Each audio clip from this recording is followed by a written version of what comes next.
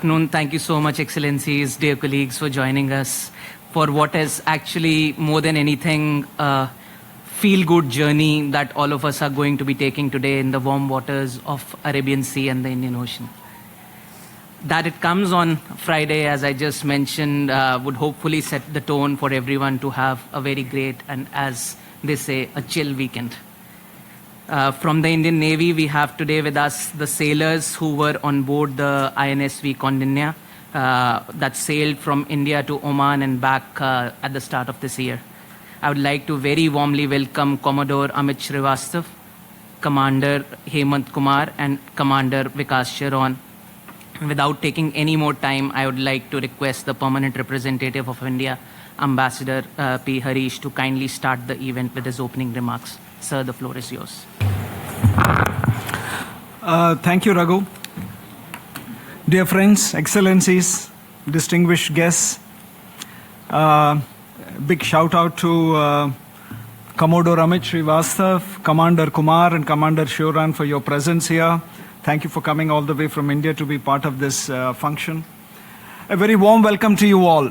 Friends, it's a Friday afternoon, and I especially acknowledge your kind presence here, and especially all my colleague ambassadors, PRs, for your presence. This is an important occasion.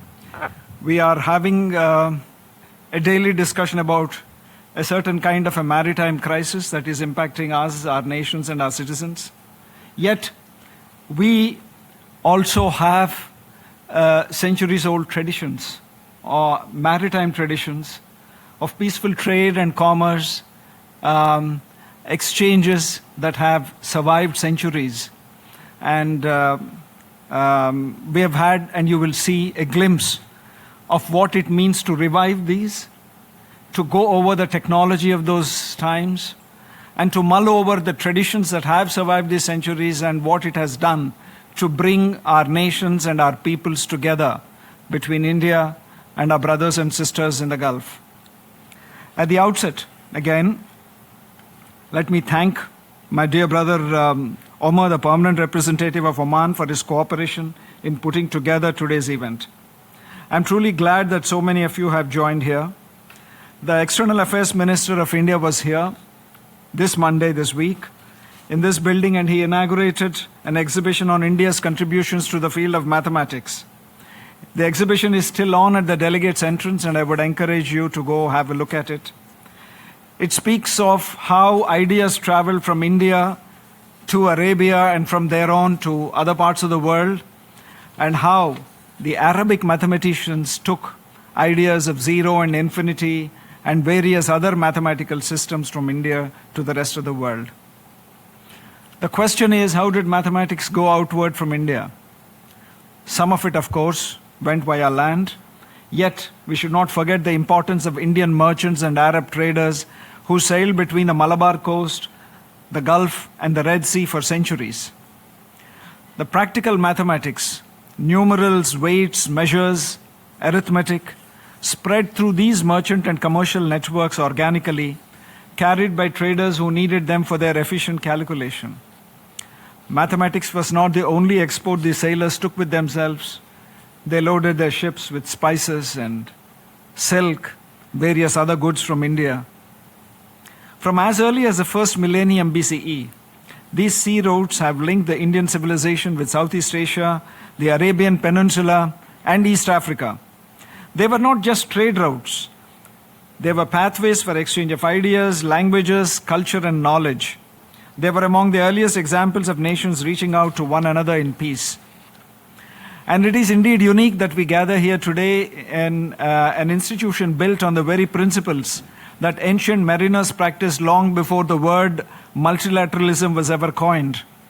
It was dialogue, it was exchange, and the courage to reach across waters into the unknown. Friends, today we celebrate the voyage of INSV Kaundinya. This vessel, built using ancient stitched plank techniques without a single iron nail, has sailed the same routes that Indian Ocean traders used thousands of years ago. The crew members of Kaundinya are with us, and I want to take not just to acknowledge them, but to convey our deep appreciation for what they have accomplished, which is indeed remarkable. It's not just a sailing achievement, but a reminder of what human beings are capable of when they look to the past for inspiration and act on it with courage today. This event also has a special dimension because of who we are sharing it with. India and Oman have a maritime relationship that goes back centuries. In 2010, Oman's own Jewel of Muscat, a traditional Soon ship built using the 9th century methods, made a similar historic voyage through India, Sri Lanka, Malaysia, and Singapore. That journey, like this one of Kaundinya, showed the world that both our nations have deep roots in seafaring and a genuine commitment to keeping that heritage alive. Taken together, these two voyages are more than historical reenactments. They carry a message for today that the oceans connect us, like they always have. At a time when the world is debating how to manage and protect shared ocean spaces, it's worth remembering that the peoples of our region were already doing so through trade, through trust, and through regular exchanges and contact, long before modern international law and the law of the sea actually came into being. The United Nations Convention on the Law of the Sea provides a legal framework for governing our oceans today. But frameworks work best when they are grounded in a genuine sense of shared purpose and in trust. Events like this one help build that sense of purpose. They remind us that the sea is a common space, one that belongs to all of us and must be protected by all of us. Once again, I'm grateful to you, Brother Omar, and the Permanent Mission of Oman for their close partnership. I thank our speakers, scholars, and experts who have traveled here to contribute to today's discussion. The sea has always brought people together. It is doing so again today in this very room in the United Nations. Thank you.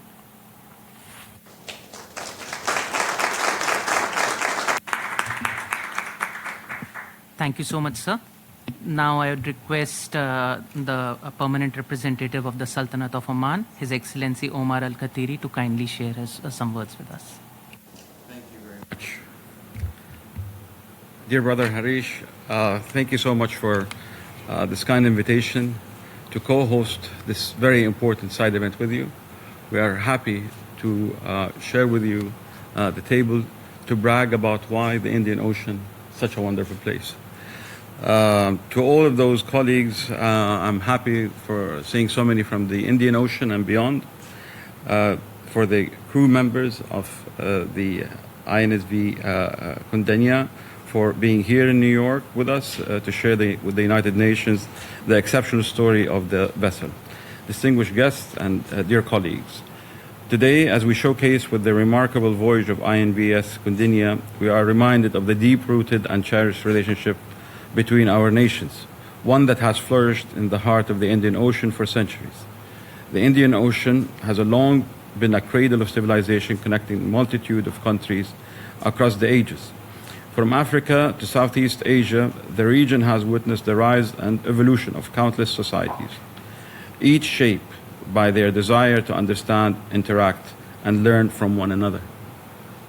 This vast expanse of water has not only been a geographic bridge, but also a cultural and economic conduit, inspiring connections that transcend borders and time. History teaches us that ancient human activities, the movement of peoples, exchange of ideas and trades of goods, laid the foundation for what would later become formal economic systems. These interactions were not merely transactional, they fostered mutual respect and curiosity, shaping the spirit of cooperation that endures today.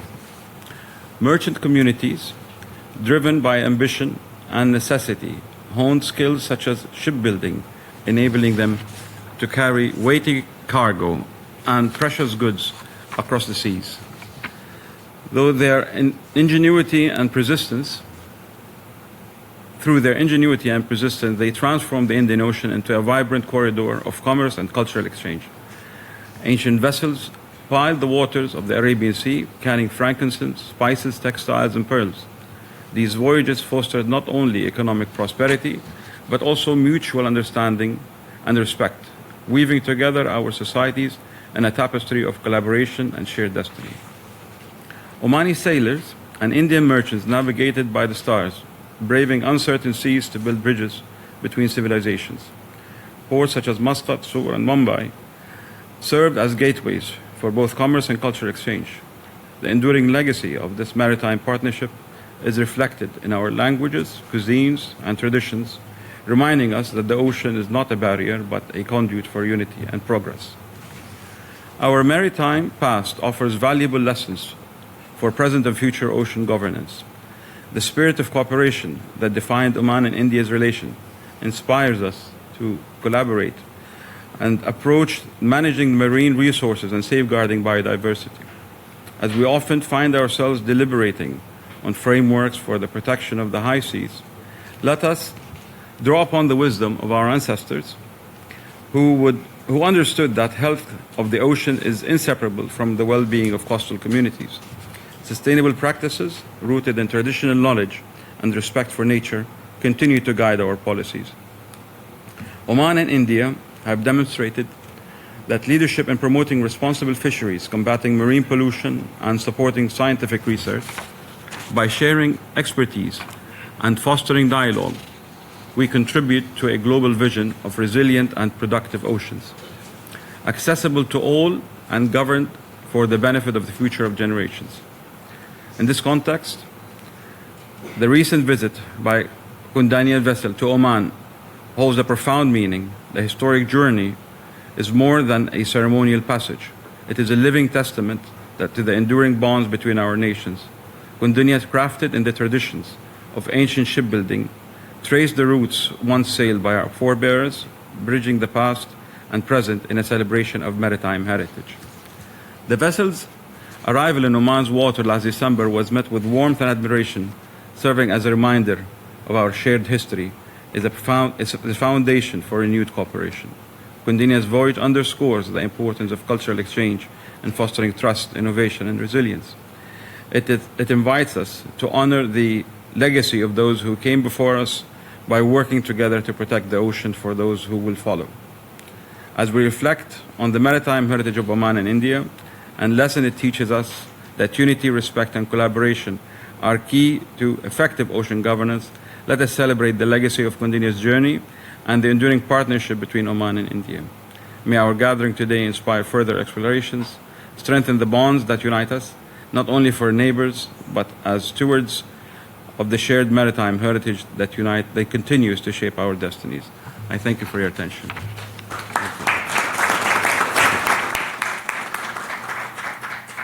Thank you so much, Excellency. Now it's time to hear from the crew members themselves. We have the crew members presenting us the voyage of INSV Kaundinya, showcasing the sail and maritime expedition, retracing the ancient Indian Ocean trade routes. So all yours, come on. Thank you. Thank you. Your Excellencies, ladies and gentlemen, a very good afternoon to you all.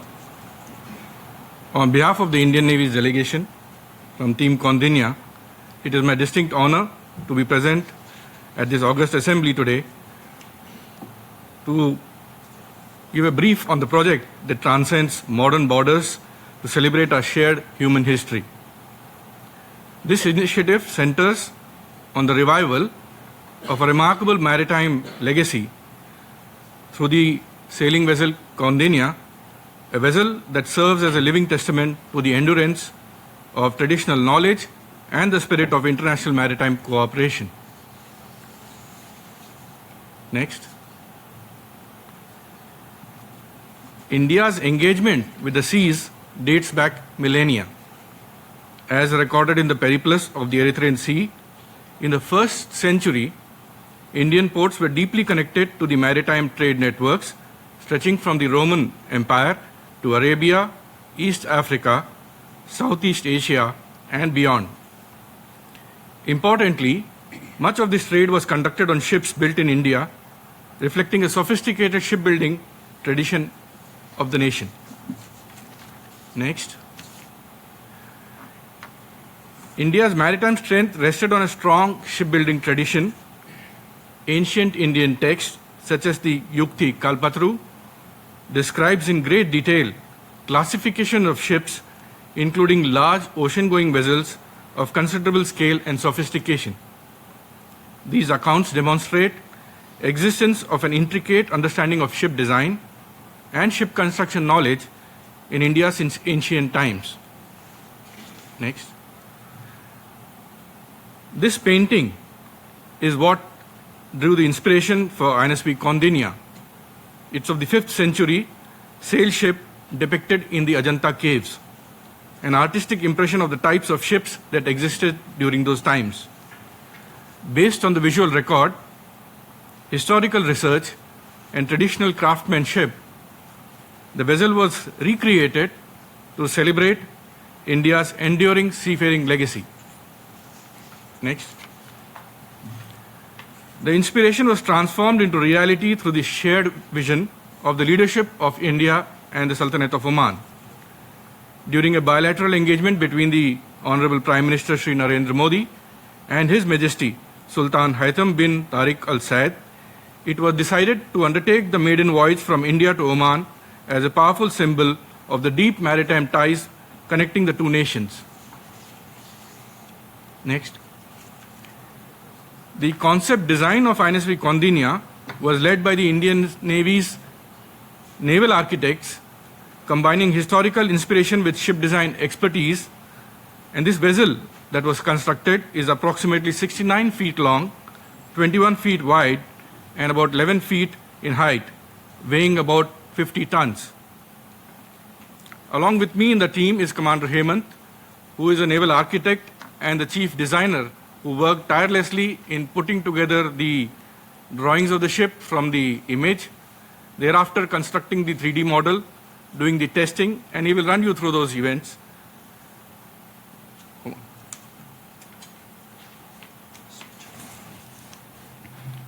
The structural integrity of Kaundinya rests on an ancient stitch shipbuilding technique. To ensure historical and functional accuracy, the Indian Navy team conducted extensive research into stitching methodology used by master artisans in the Indian state of Kerala. By studying these indigenous knowledge systems, we were able to replicate the exact patterns needed to build a seaworthy vessel. This process was not only about construction, it was also a scholarly effort to document and safeguard this ancient shipbuilding technology that once connected the entire Indian Ocean rim. Next. One of the project's core objectives was to scientifically validate the performance of this ancient maritime technology. We conducted extensive testing in the towing tank to analyze the hull's hydrodynamic properties. This allowed us to measure the drag, providing a quantitative basis for the efficiency of the traditional ship design. You can play the video.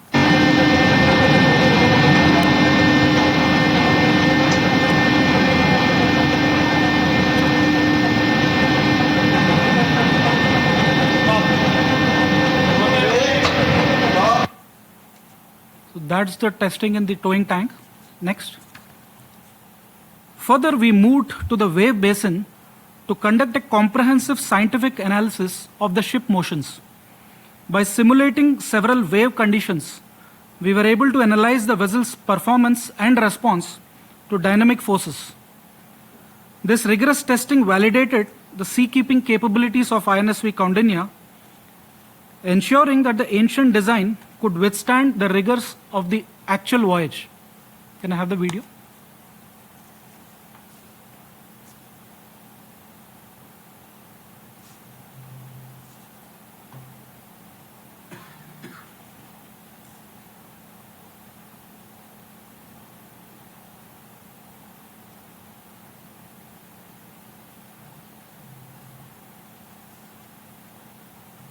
Next.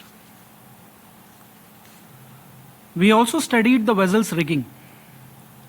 The defining feature of INSV Kaundinya is its square sail configuration, a traditional rigging system that has largely disappeared from the modern maritime practice. Our analysis focused on unique mechanics of managing these square sails using only wooden masts, pulleys, and coir ropes. By studying and reviving these nearly lost techniques, we have successfully reconstructed a complex propulsion system that allowed us to navigate the open seas exactly as our ancestors did, relying entirely on the force of wind and the strength of natural fibers. Next. The construction of Kaundinya relied entirely on natural materials. To achieve watertightness and durability, we utilized traditional sealants and coconut coir for stitching. These organic materials were selected based on the traditional shipbuilding practices of the artisans. Next. The timber for the construction was sourced from the forests of Kerala. We used Indian laurel, wild jack, jackfruit, and Indian teak for the construction. Each type of wood was chosen to align with the specific structural requirements of the ship. Next. To achieve the complex curvature of the ancient hull without modern mechanical bending, we utilize the traditional steaming process. By placing the timber in a traditional steam chamber, we temporarily softened the wood's natural fibers. This phase is time sensitive. Once removed from the steam bath, the planks must be shaped very quickly to meet the exact design specifications. Next. Here are some glimpses of the ship's construction. It had taken about 1 year, 8 months to build the ship. On top left corner is master artisan Sri Babu Shankaran, who is preparing the ship's keel. As we move to the right, we can see the first planks being stitched bottom up from the keel to the side shell of the ship. The stitching pattern on the underwater hull can be clearly seen in the bottom of the slide. Once the hull was fully stitched, ropes made of coconut coir and wooden pulleys were used in the rigging. Next. This image showcases a functional replica of a stone anchor with a design dating back roughly 5,000 years to the Harappan civilization, which has been provided on Kaundinya. As shown, the anchor is lowered using a coir rope and features wooden flukes to facilitate penetration. We have successfully deployed this anchor on the stitch ship, and it works perfectly well to hold the 50-ton ship in position. Next. Extensive training was provided by the Indian Navy to the crew to handle this unique square sail ship and to respond to any emergencies during the voyage. Next. Now I'll take you through the maiden voyage, which was from the state of Gujarat to Muscat and then back to Mumbai. Next. The voyage plan was structured into 2 primary legs to demonstrate the practical viability of the stitch ship design. The first leg from India to Oman covered 836 nautical miles, and the return leg to Mumbai spanned 979 nautical miles. Completing this 1,800 nautical mile circuit without modern propulsion demonstrates effectiveness of traditional maritime systems and confirms that these ancient engineering methods remain structurally sound for a transoceanic transit. Next.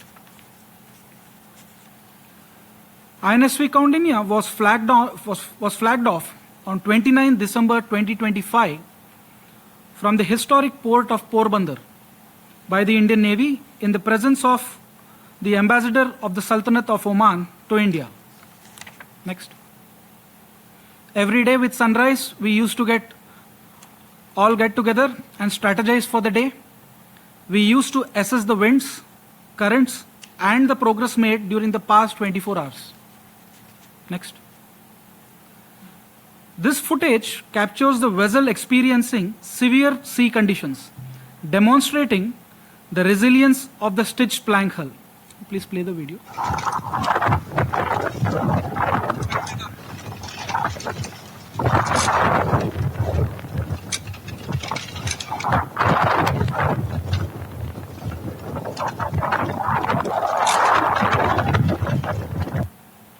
The endurance of these traditional joints under such dynamic stress is a key finding of this scientific endeavor, successfully validating the structural reliability of this ancient shipbuilding practice. Next. This video captures the efficacy of the ship construct and design even during the extensive tropical rains. You can play the video.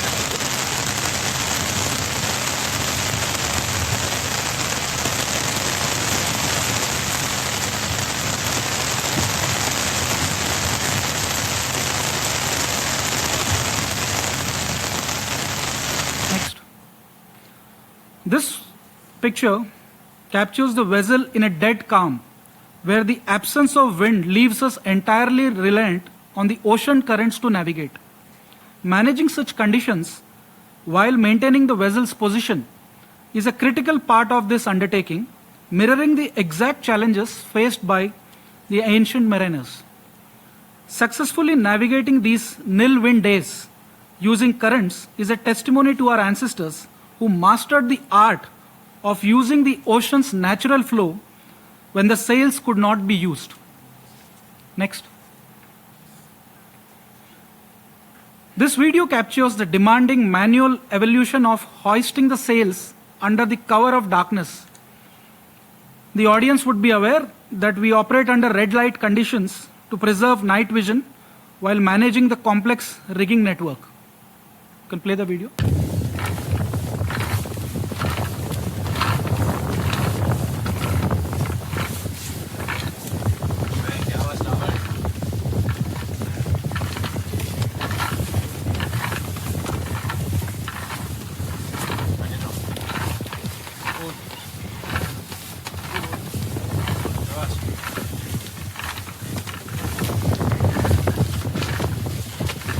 The sheer physical effort required to trim the sails was a challenging experience. Some glimpses of the life on board. Next. One of the main activity on board was cooking, which also directly affects the morale on board. The fresh ration lasted for 4 to 5 days, after which we relied on food based on dry rations and ready-to-eat meals. Next. We had the option of sleeping on the deck or inside the ship using mattresses or sleeping bags. Some of us personally preferred to sleep on the deck under the stars and also keep a lookout from time to time. Next. Next. Dolphins used to come really close to our ship. We'll play the video.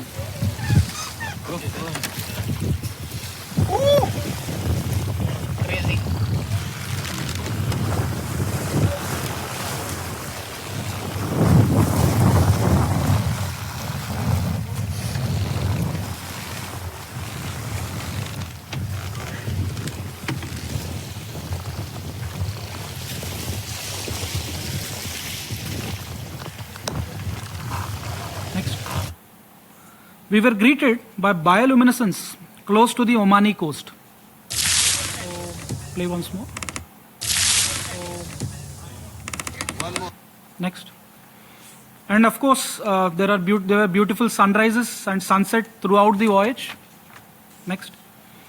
Beautiful moonrise, which we often forget living in cities. Next. Kaundinya arrived in Muscat to a grand welcome on 14 Jan 2025 after 18 days at sea. Next. The ship was welcomed by the Union Minister of Shipping, Sri Sarvanand Sonowal, and His Excellency Azan Al Busaidi, Under Secretary of Tourism of Oman. Next.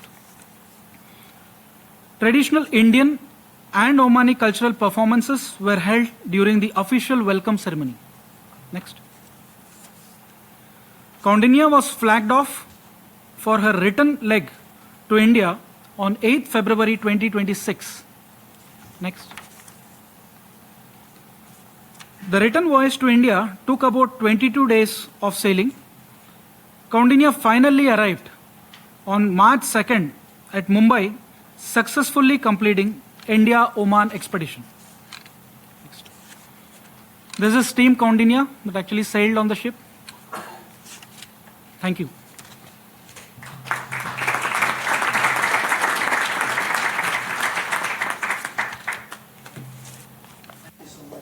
Commander, thank you so much, Commodore. Thank you so much, Commander, for these very fascinating and illuminating presentations. It just goes on to show how much the ocean gives and how vast it is and how amazing it is, and testament to your training and to the practice that you reach safe and sound, made the journey both ways.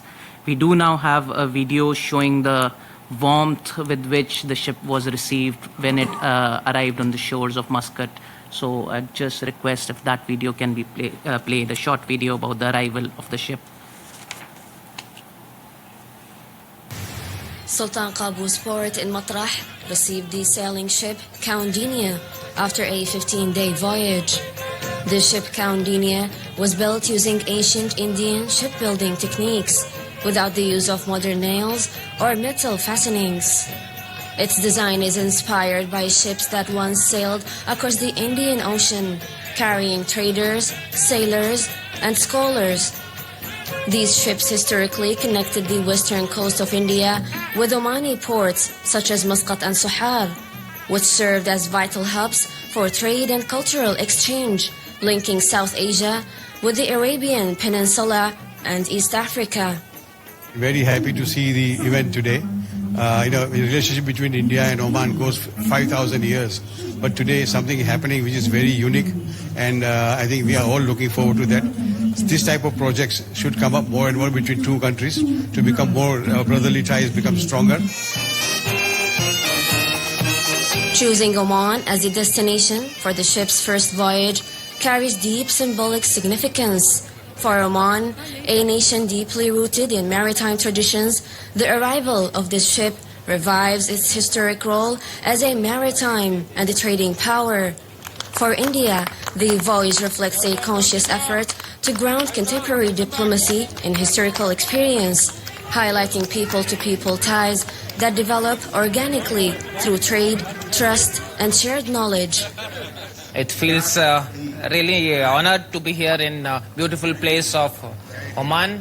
Our relations with the Indian-Omani relations go back a long time, and they are still very strong. So I'm very happy that it's my first visit to Oman, but I'm sure it's not the last visit. This relationship between Oman and India has now reached a new height.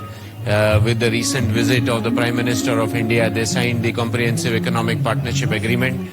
And now a boat which is made out of no steel, no nails, no machine, no board, no motor inside, 1,500 years old, technology used, and coming to Oman, it shows the cultural relationship between the two countries as well.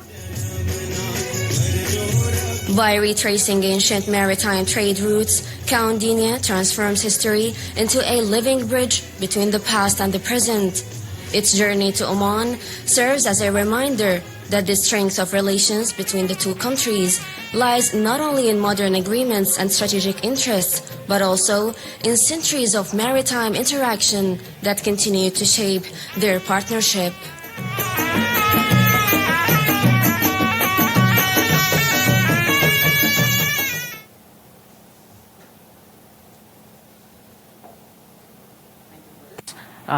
We also have the Deputy Permanent Representative for Maritime Affairs and Continental Shelf of the Permanent Mission of the Sultanate of Oman, Dr. Adnan Al-Azri, who will be making a presentation as well on strategic marine scientific cooperation between the two countries.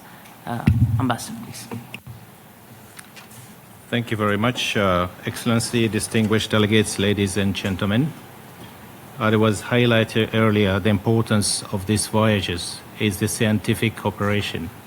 Allow me to shed the light on this cooperation between the two countries. The Sultanate of Oman and India share a long-standing maritime relationship grounded in geography, history, and mutual engagement across the Indian Ocean. Over time, this relationship has evolved into a forward-looking partnership centered on marine scientific cooperation, contributing to sustainable ocean governance, regional stability, and the advancement of scientific knowledge.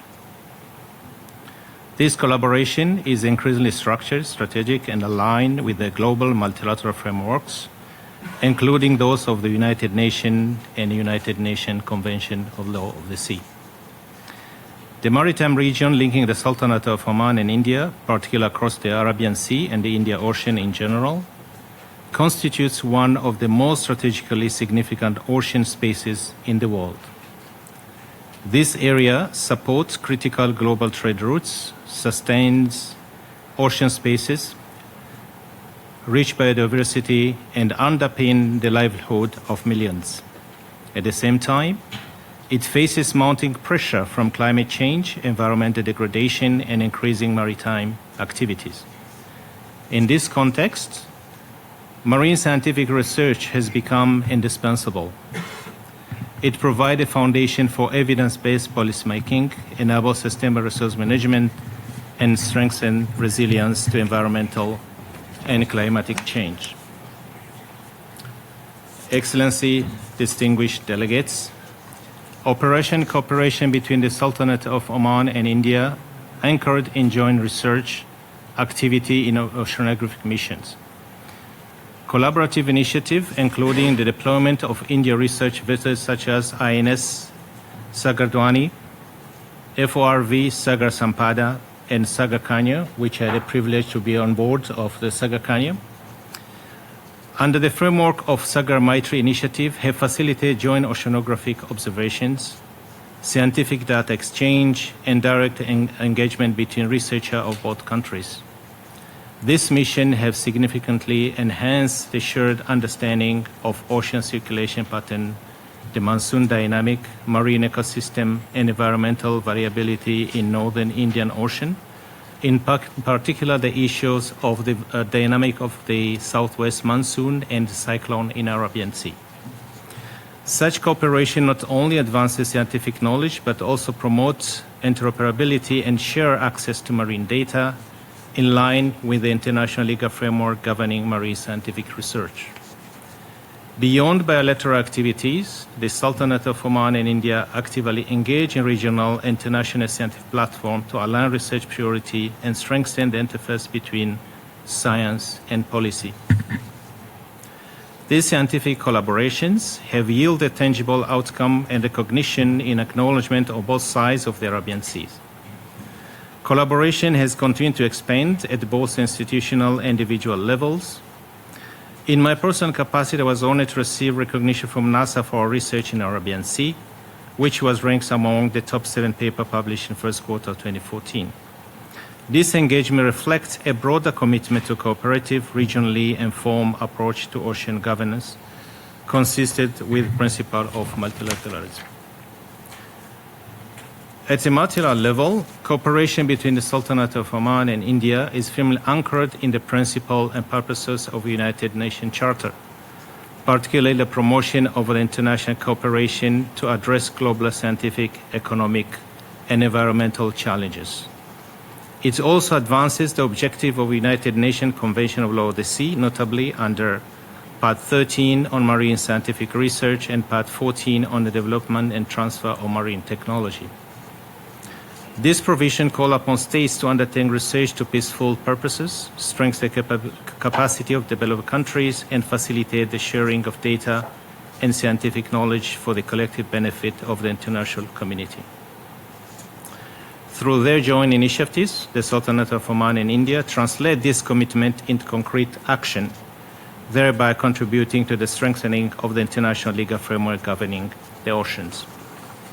In closing, the Sultanate of Oman and India partnership in maritime scientific research reflect not only shared commitment to the responsible stewardship of ocean resources, but also underscored the indispensable role of cooperation in addressing the increasing complex challenges facing the world ocean, both now and in the years to come.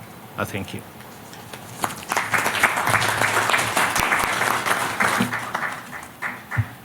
Thank you so much, sir. We'll now hear from the National Museum of Oman, who are joining us from with a pre-recorded video highlighting the maritime history between the two nations. Can we have the video, please?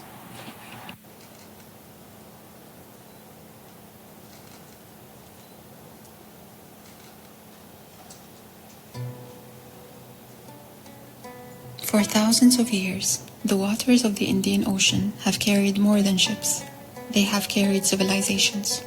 Across these waters, between the rugged mountains and coastlines of Oman and the vast shores of the Indian subcontinent, a remarkable relationship began to take shape, one built on trade, movement, shared ideas, and human connection. Its origins stretch deep into antiquity. More than 4,000 years ago, ancient Oman, known to Mesopotamian civilizations as Magan, was already a land of strategic importance. Rich in copper, a resource that powered the ancient world, Oman became part of a growing network of exchange linking distant civilizations. Archaeological discoveries suggest contact between Oman and the Indus Valley civilization, revealing that even in prehistory, these regions were far from isolated. The ancient world was more connected than we often imagine, and Oman stood at the heart of that connection. As centuries passed, trade transformed this early contact into something far greater. Indian merchants brought spices, textiles, timber, beads, and crafted goods across the sea. From Oman came copper, frankincense, dates, and prized Arabian horses. But trade is never only about objects. Where goods travel, stories follow, ideas move, languages mingle, people settle, adapt, and leave their mark. Across the Indian Ocean, commerce became culture, and culture became connection. By the Islamic era, Oman's ports had become some of the most dynamic crossroads in the region. Muscat and Suhar pulsed with activity, ships arriving with cargo, merchants negotiating in bustling markets, communities from different parts of the world living and working side by side. Indian merchants became part of this landscape, contributing not only to economic life, but to the cultural fabric of Omani society. What allowed such relationships to endure was more than geography, it was openness. Throughout its history, Oman became known as a meeting place where cultures interacted, where exchange was welcomed, and where coexistence allowed communities of different backgrounds and beliefs to thrive. And always, there was the sea. For Omani sailors, the Indian Ocean was not an unknown frontier. It was a well-read map of winds, tides, and seasonal rhythms. Mastering monsoon patterns and celestial navigation, they crossed these waters long before modern technology made such journeys routine. The sea did not divide Oman and India, it united them.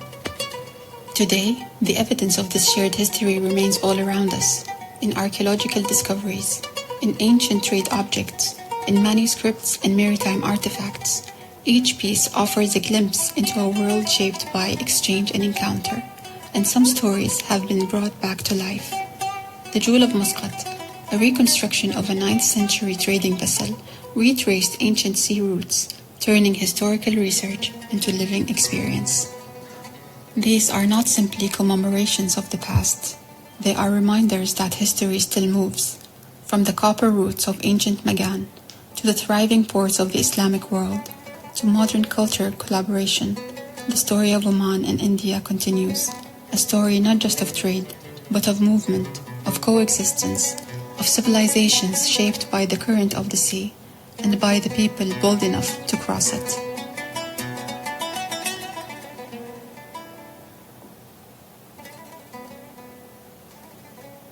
Indeed.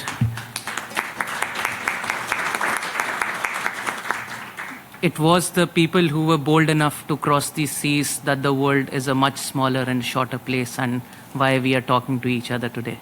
We have with us 3 people who were bold enough to go into uncharted waters, at least not as it is normally done.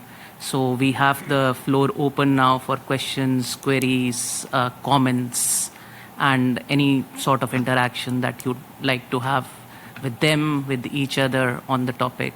The floor is all yours, Excellencies, dear colleagues. Thank you.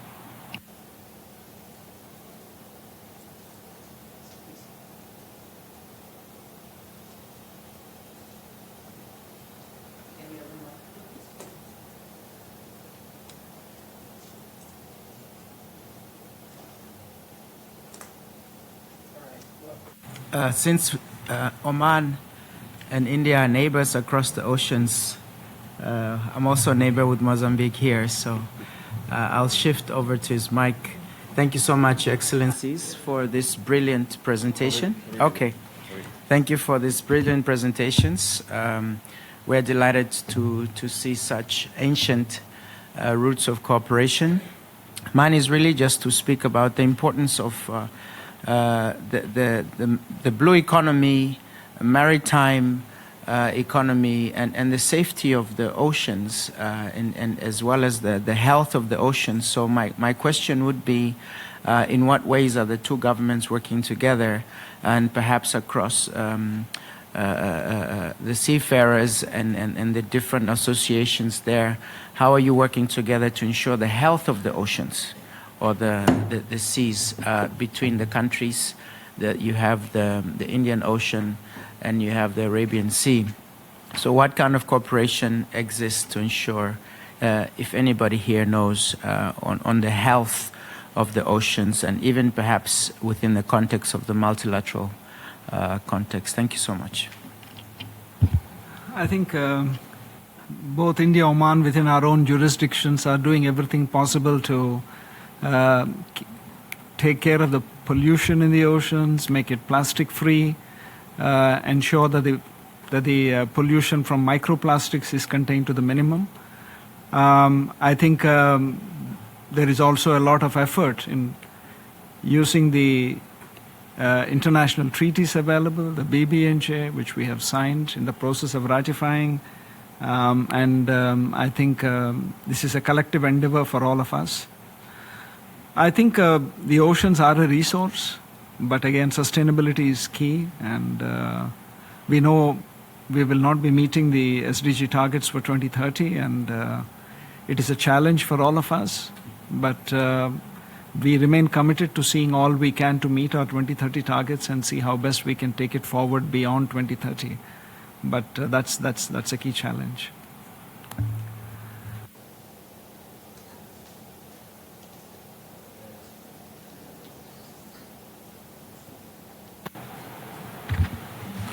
Thank you for your question. Since you mentioned the issue for blue economy, let me start by putting this statement. The relation between India and Oman, we're sharing a body of water which is the Arabian Sea. And the fact being on both sides of this body of water, you know, the famous expression when they said, what goes around comes around. Because if you don't watch that body of water, I mean, both countries will be impacted. One of the issues is the southwest monsoon. Because of the climate change, is strengthening year after year. And the second thing, we have the cyclone, it depends where, or the hurricanes. These are you know, Mother Nature forces that had shaped, you know, both countries, that really scientists were pushed to, you know, to get closer research. And I mentioned one of the research vessels, IThe Kaundinya. I had opportunity to be on board, and what we were doing is just, you know, running this kind of research, you know, to make sure that that body of water is sustainable in terms of fisheries, in terms of tourism, in terms of transportation, in terms of and is the body of water which carries a lot of necessity that we use today, like the bottom of sea cables and all kind of stuff. So just a short, you know, the answer. Thank you.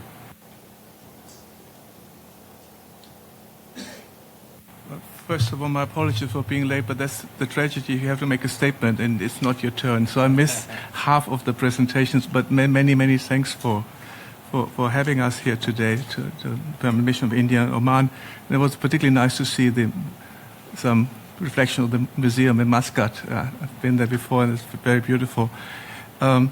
what comes to my mind is, I mean, we all have a very centric history. You know, I come from a Roman city, and I remember Indian objects in the museum, and this trade route was really very important. I remember the Pliny the Older, the famous writer, he said, "We have to stop this trade. It's costing us a fortune." So I think this is such an important part of world history, connected to the Roman Empire all the way to Cologne and to Belgium, where I grew up. So I was asking myself, maybe you have addressed it, but we have this idea of the immaterial world heritage by UNESCO. I mean, this trading, connecting nations. Have you ever thought of getting that into the UNESCO context? I think you've given a new idea, Thomas, I must acknowledge. We have looked at intangible heritage submissions to UNESCO on various things, including food and customs, festivals, cultural festivals. But I haven't, I'm not sure, maybe I'm wrong, but I don't think we have the idea of submitting a maritime tradition itself. What this entails, I don't know. I'll have to talk to my colleague, the PR in Paris, to UNESCO to find out whether it is possible and how it can be done. But this is a fantastic idea. And frankly speaking, it is one of the oldest heritage of humanity. Maritime trade took everything, we used to get pearls from the Gulf, send silk and spices, and went all the way to Rome and beyond. I think it's you have given a good idea. Thank you.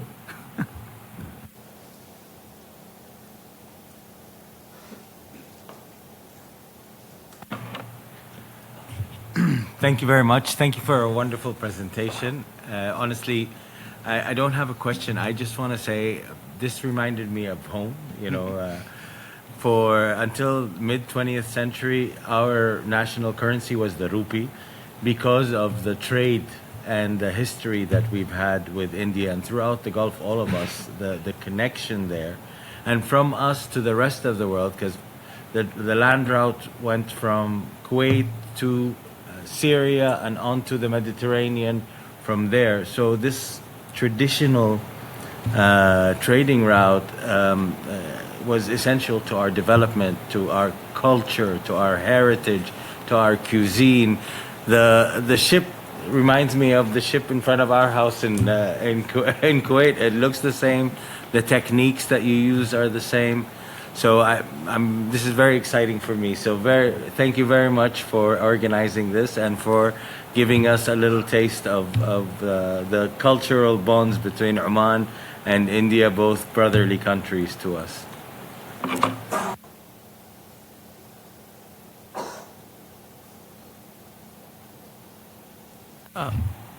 Since we do not have any further speakers, we'd like to close. Thank you so much, Excellencies, colleagues, for joining us today for what has been a fantastic event. If there are any closing remarks, sir. No, nothing. I just want to take the occasion to say that one of the inspiration for us to organize this was to look for things which are also the mandate of the UN, to see things that bind us. Of course, there are a lot of things that do divide us, but the number of things that bind us are even more. And as we have live examples of colleagues who have actually created this ship, sailed and traveled on it, it also was an occasion, as Brother Tariq said, a way to bring all of us together, to think about it and to think we have a lot to keep, we have a lot to preserve, we have a lot to work together to go forward. So thank you very much for your presence. It means a lot to us. Thank you once again. Have a great weekend.